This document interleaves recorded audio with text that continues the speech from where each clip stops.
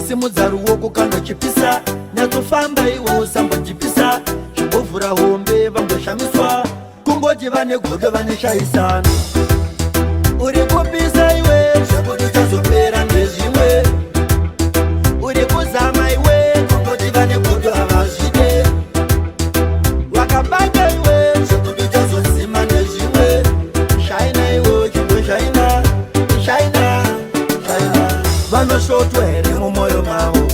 ringori godo ravainaro havakwanise kurumbidza paitwa chakanaka vanoda kungofambisa zvakaipa kungonzi wakanganisa vanomanya kufambisa nyaya yavambotana havati paunogona vaneshayisano vanenge vakamirira zvakaipa